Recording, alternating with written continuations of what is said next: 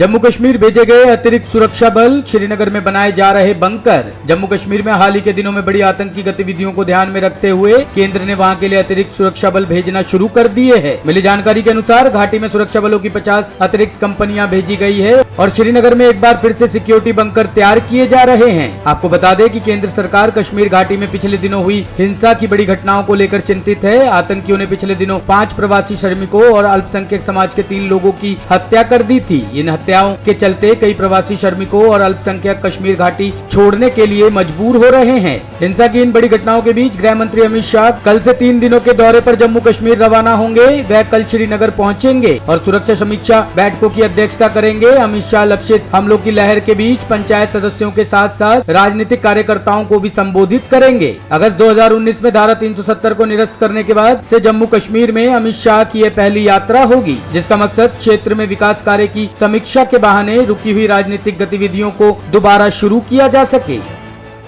Captain Amarinder की पाकिस्तानी दोस्त अरूसा आलम का आईएसआई से लिंक, चन्नी सरकार कराएगी जांच। नवजोत सिंह सिद्धू को पाकिस्तान के प्रधानमंत्री इमरान खान और सेना चीफ जनरल बाजवा का करीबी बताने वाले पंजाब के पूर्व मुख्यमंत्री कैप्टन अमरिंदर को अब चन्नी सरकार इसी मुद्दे पर घेरने की तैयारी में है। पंजाब के मुख्यमंत्री सुखजिंदर रंधावा ने शुक्रवार को कहा कि उनकी सरकार अमरिंदर की पाकिस्तानी दोस्त अरूसा आलम की आईएसआई से लिंक की जाँच करेगी। अरूसा पाकिस्तान की डिफेंस जर्नलिस्ट है। मंत्री ने अरूसा आलम और आईएसआई के बीच लिंक को लेकर कहा कि उनकी सरकार इसकी जांच कराएगी। कैप्टन ने अरूसा आलम के आईएसआई से लिंक को लेकर कहा। कैप्टन ने यह मुद्दा उठाया और फिर पंजाब में बीएसएफ को तैनात कर दिया गया। हम डीजीपी को इस मामले की जांच करने को कहेंगे। उन्होंने आगे कहा कि अब वह कह रहे हैं कि आईएसआई से खतरा है, इसलिए हम महिला की आईएसआई से कनेक्शन की जांच करेंगे।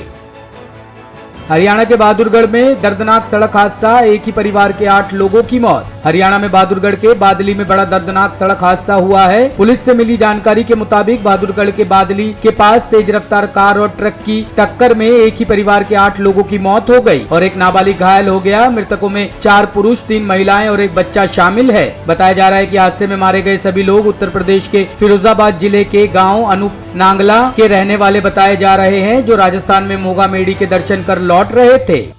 ओम प्रकाश नाम है इसका। ओम प्रकाश जी, कैसे क्या हुआ, ये क्या मामला? ये सड़क हादसा हुआ, जो डेड बॉडी लेके आएंगे। कहाँ पे हुआ ये? बादली से मात्र 5 किलोमीटर बड़नगर की तरफ। कि एक आगे ट्रक खड़ा था, उसके पीछे अर्टिगा गाड़ी थी और पीछे से तेज स्पीड कार वाले उसके पीछे टक्कर मार दी, जो कि दोनों ट्रकों के बीच में गाड़ी पे चक्की और वही मौके पे डेड हो गए। कितने लोगों की मौत हुई है? 8 लोगों की। अच्छा बच्चा है जो भी यहीं एडमिट है। पहचान हुई अभी? ये पहचान नहीं।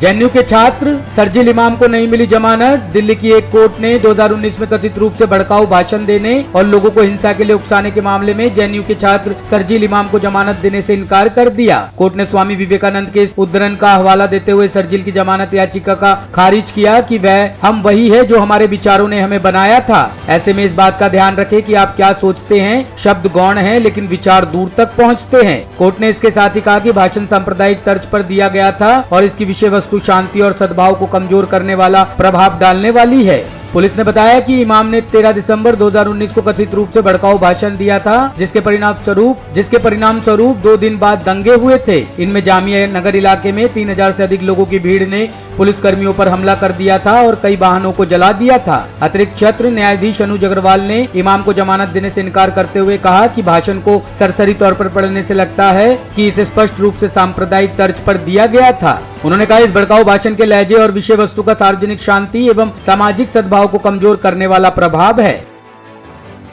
आशीष मिश्रा की रिमांड 24 अक्टूबर तक बढ़ी। पुलिस कराएगी 8 आरोपियों का आमना सामना। लखीमपुर तिकुनिया कांड के मुख्य आरोपी आशीष मिश्रा समेत 4 आरोपी 2 दिन की पुलिस रिमांड पर भेजे गए। एसआईटी ने शुक्रवार को दोनों को कोर्ट के सामने पेश किया था। आशीष के साथ साथ कोर्ट ने अंकित दास, लतीफ उर्फ काले और शेखर भारती की पुलिस रिमांड मंजूर कर ली। लखीमपुर मामले में पुलिस ने केंद्रीय मंत्री अजय मिश्रा टेनी के बेटे आशीष मिश्रा समेत इन 4 आरोपियों की रिमांड मांगी थी। लखीमपुर हिंसा मामले में सुमित जायसवाल समेत 4 आरोपी पहले से ही पुलिस रिमांड में चल रहे हैं। पूरे घटनाक्रम के बारे में इन सभी से पूछताछ हो रही है। अब क्योंकि 8 आरोपी पुलिस रिमांड में है, इसलिए क्राइम ब्रांच व जांच कमेटी इन सभी का आमना सामना कराकर सवाल जवाब करेगी। यह रिमांड 22 अक्टूबर शाम 5 बजे से 24 अक्टूबर शाम 5 बजे तक के लिए मंजूर की गई है। लखीमपुर खीरी जिले के तिकोनिया क्षेत्र में 3 अक्टूबर को उप मुख्यमंत्री केशव प्रसाद मौर्य के केंद्रीय गृह राज्य मंत्री अजय मिश्रा के पृथक गांव के दौरे के विरोध को लेकर भड़की हिंसा में 4 किसानों समेत 8 लोगों की मौत हो गई थी। इस मामले में मिश्रा के बेटे आशीष समेत कई लोगों के खिलाफ मुकदमा दर्ज किया गया है। किसानों ने आरोप लगाया है कि किसानों को गाड़ी से रौंद कर मार डाला गया है। ब्यूरो रिपोर्ट, टीम तफ्तीश न्यूज।